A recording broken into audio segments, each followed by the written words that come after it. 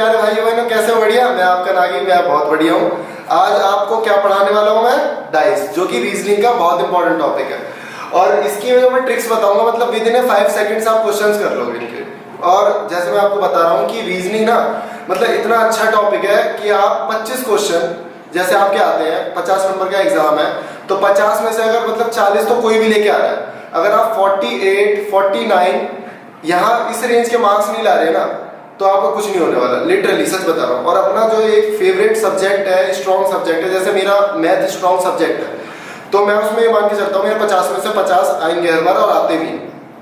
तो आप भी अपना एक स्ट्रॉन्ग सब्जेक्ट चूज कर लो, ताकि उसमें आपको कोई बीट ना कर पाए। जैसे इंग्लिश मान लो आपने ड्रॉप कर दिया, गर्ल्स का इंग्लिश स्कोरिंग सब्जेक्ट होता है, तो वो इंग्लिश चूज कर लेती हैं।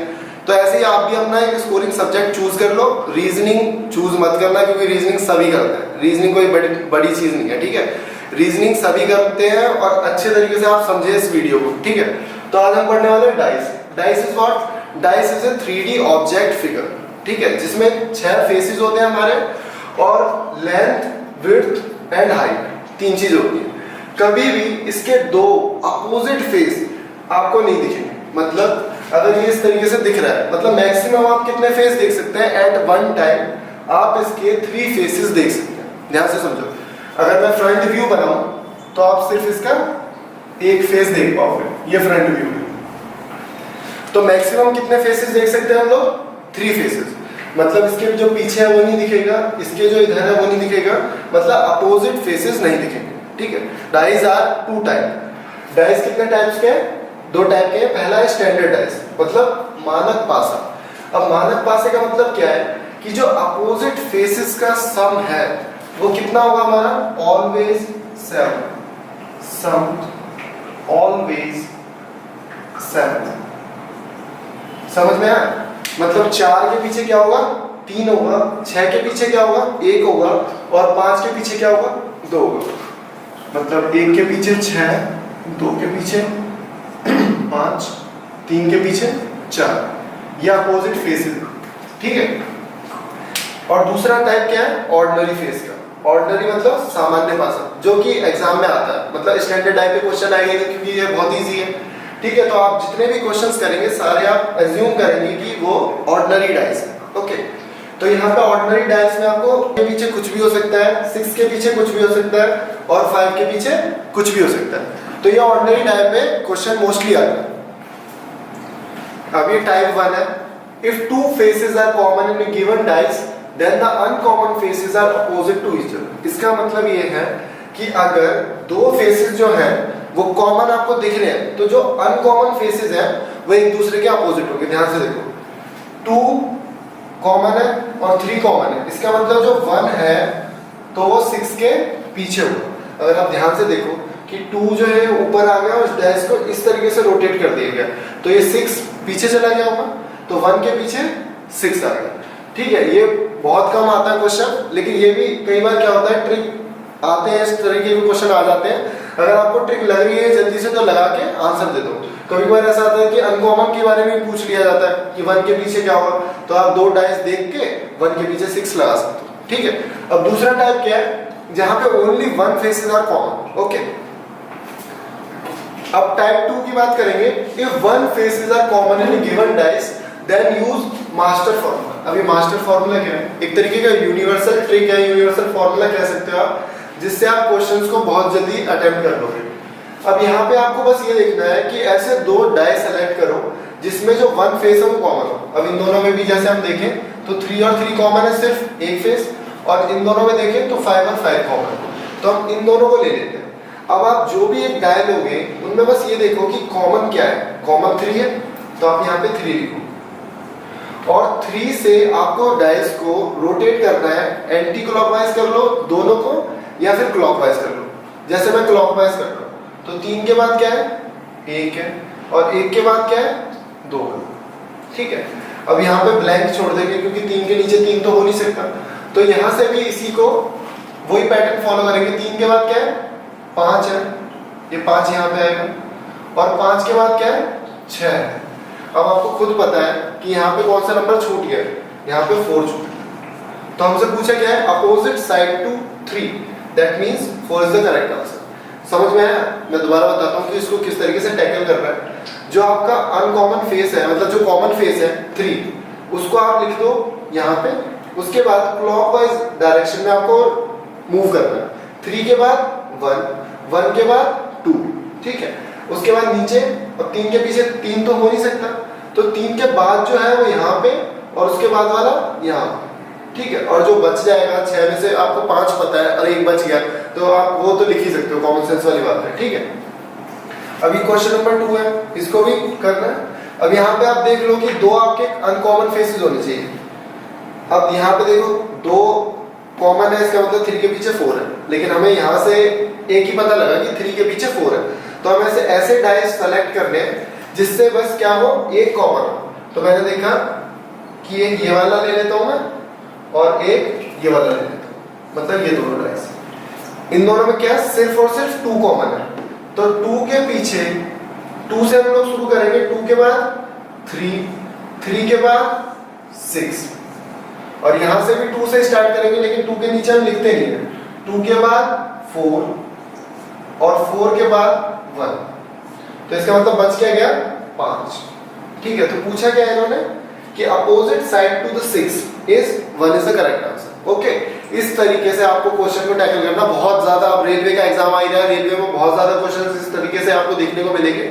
मैं आपको सेकंड टाइप, थर्ड टाइप कराता हूँ कि थर्ड टाइप में किस तरीके के क्वेश्चन आएंगे।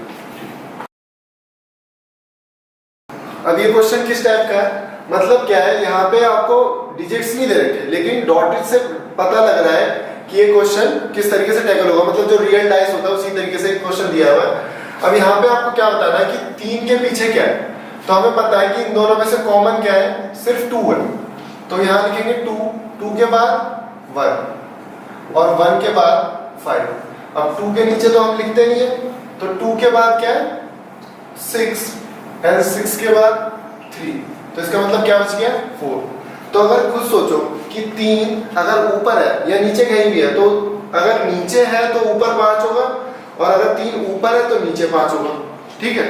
तो आंसर क्या है हमारा, 3 is on the top, then bottom पे क्या होगा 5, 5 is the correct answer. Okay,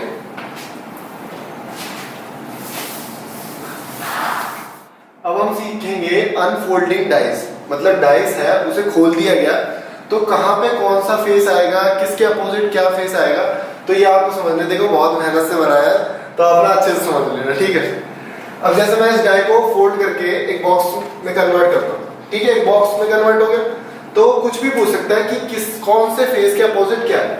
तो आपको याद कैसे रखना है कि इस वाले फेस के अपोजिट ये वाला फेस आएगा, इस वाले फेस के अपोजिट ये वाला फेस आएगा, और इस फेस के अपोजिट ये वाला।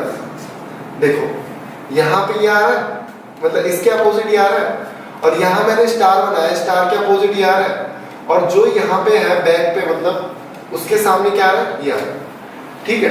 अब यहाँ पे देखते हैं कि इसके अपोजिट ये वाला होगा, इसके अपोजिट ये वाला होगा, और जो बच गए, ध्यान से देखो, इसके अपोजिट ये है, इसके अपोजिट ये है, जो बच गए इसका मतलब इन द सेंस वो एक दूसरे के अपोजिट है, तो ये इसके अपोजिट है, ठीक है। तो देखो ये अगर मैं ऐसे करता हूं तो स्टार नीचे आ गया, क्रॉस नीचे आ गया, और यहां से क्रॉस ऊपर आ गया, ये यहाँ पे है और ये इस तरीके से। तो ये अनफोल्डिंग के बाद कुछ इस तरीके से बॉक्स हमारा बनेगा, ठीक है। अब बात आती है यहाँ पे इसके अपोजिट, फिर से ये वाला, इसके अपोजिट ये वाला, देन जो लेफ्ट है बच गए यहाँ हमारे, वो एक दूसरे के अपोजिट हो गए, इसका मतलब ये इसके अपोजिट। लाइक मैं आपको बताता हूँ बॉक्स करके, स्टार यहाँ पे आ गया और ये यहाँ पे आ गया, तो ये इस तरीके से बॉक्स कंप्लीट हो गया, ठीक है। अब बात आती है इस पे, तो ये इसके अपोजिट, मैंने बताया एक छोड़ के एक देखना है आपको, क्या देखना है, एक छोड़ के एक, ये इसके अपोजिट, और जो बच गए वो एक दूसरे के अपोजिट, ठीक है। तो अगर मैं इसको बॉक्स बनाता हूं तो ये बॉक्स इस तरीके से बनेगा, ठीक है। अब ये वाला इसके अपोजिट ये, इसके अपोजिट ये, और जो बच गए वो एक दूसरे के अपोजिट है, अगर मैं इसका बॉक्स बनाता हूँ तो ये बॉक्स कुछ इस तरीके से कंप्लीट है। ओके, अब ये वाला, ये क्वेश्चन बहुत आता है पेपर में। क्यों आता है? क्योंकि अब जब इसे अनबॉक्स किया जाता है तो कई बार फिगर के जरिए भी समझाऊंगा मैं आपको। तो यहाँ पे ये देखना होता है कि ये जो इस तरीके से बना हुआ है, मतलब ब्लैक वाला पार्ट एक दूसरे के ऊपर आएगा। जब मैं इसे बॉक्स बनाऊंगा तो देखो यहाँ पे एक दूसरे के अपोजिट आ रहा है, लाइक दिस, जब ये बॉक्स बनेगा। और ये अनबॉक्स के टाइम इस तरीके से दिखेगा आपको, ठीक है। तो यहाँ पे जो ब्लैकिश पार्ट है वो एक दूसरे के अपोजिट आएगा। कई बार क्या होता है, जो इसके अनलॉक फिगर दे रखे होते हैं उसमें क्या है, ये दोनों एक साइड दे देते हैं, एडजेसेंट में दे देते हैं, लेकिन ये दोनों अपोजिट में आ रहे हैं, ठीक है। अब मैं इस पे क्वेश्चंस कराता हूं आपको। अब ये कुछ क्वेश्चन सीजीएल और रेलवेज में आए हुए क्वेश्चन है, तो इसको हम करेंगे विद इन ए सेकंड किस तरीके से करना है। अब मान लो आपको पता है कि इस तरीके से मैंने बताया भी आपको विद हेल्प ऑफ डायग्राम, तो बी के पीछे डी होगा और ए के पीछे एफ होगा, और जो बच जाते हैं वो एक दूसरे के पीछे। अब मैंने आपको बताया कि अगर क्वेश्चन, दो तरीके होते हैं क्वेश्चन करने के। एक तो पहला है एलिमिनेशन राउंड, कि जो आपको गलत लग रहा है उसे एलिमिनेट कर दो, और बाकी जो बच जाएगा इसका मतलब वो करेक्ट आंसर है, ठीक है। तो जैसा यहाँ पे पता लग रहा है कि ए के पीछे एफ है, तो यार ए के बगल में तो हो नहीं सकता, इसका मतलब ये गलत है। यहाँ पे पता है ई के पीछे सी है, इसका मतलब ये भी नहीं हो सकता। और यहाँ पे पता है बी के पीछे डी है, तो ये भी नहीं हो सकता, इसका मतलब कौन सा सही है, ये सही, ठीक है। अब यहाँ देखो, ब्लैंक के पीछे ब्लैंक है, यहाँ पे ब्लैंक के पीछे ब्लैंक है, तो बच गया क्या, ए के पीछे बी होगा।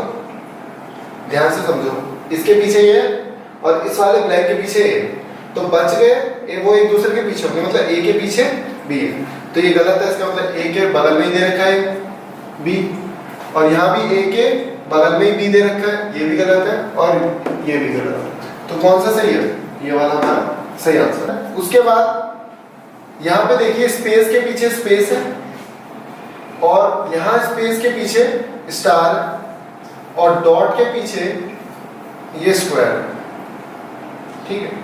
तो यहाँ पे हमें पता लग रहा है कि डॉट के पीछे ये दे रखा है, लेकिन यहाँ तो एडजेसेंट दे रखा है, इसका मतलब ये गलत है, ये भी गलत है और ये भी गलत है, तो आपका फोर्थ आंसर होगा, ठीक है। ये क्वेश्चन आए हुए हैं और ऐसे क्वेश्चन बहुत आते हैं, ठीक है। तभी कह रहा हूं कि 25 क्वेश्चन आपके 8 से 10 मिनट में, लिटरली बहुत ज्यादा जल्दी हो जाते हैं क्वेश्चन। तो आपका जो टाइम बच जाता है ना, वो आप किसी में मैथ में दे दो, इंग्लिश में दे दो, जिसका भी जो वीक सब्जेक्ट है उसमें दे दो। देखो जीएस में भी टाइम बिल्कुल नहीं लगता, ठीक है।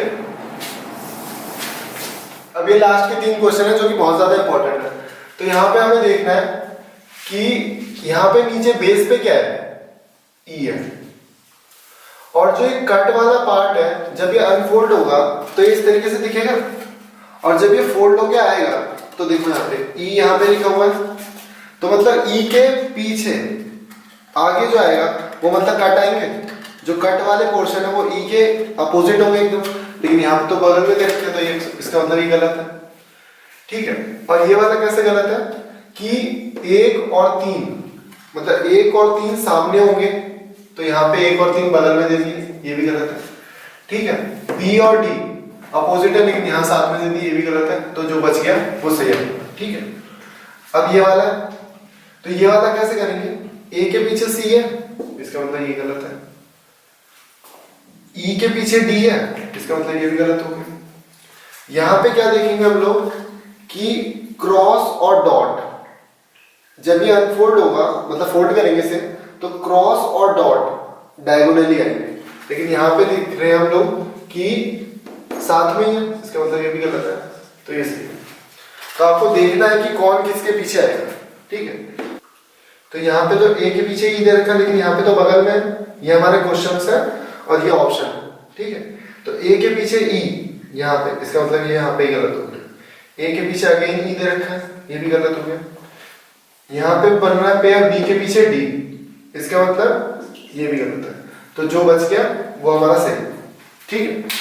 तो ये क्वेश्चन आपको समझ में आ गए होंगे, और क्वेश्चंस भी दे रहा हूं मैं, आप प्रैक्टिस करो कम से कम 100-150 क्वेश्चन जब तक आप नहीं लगाओगे तो आपकी हैबिट नहीं बनेगी, स्पीड नहीं बढ़ेगी, और स्पीड नहीं बढ़ेगी तो कंपटीशन में बैठने का कोई फायदा नहीं है।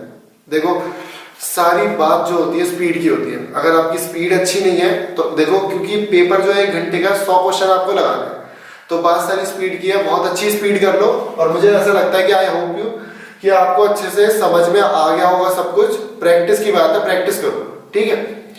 और वीडियो को लाइक, सब्सक्राइब और शेयर जरूर कर देना। कोई भी अगर क्वेरी है, कोई भी डाउट है तो आप कमेंट में लिख देना, मैं आपको बता दूंगा, ठीक है। और प्रेस द बेल आइकन ताकि आपको जो नेक्स्ट वीडियो है उसकी नोटिफिकेशन मिल जाए, ठीक है। Thanks a lot.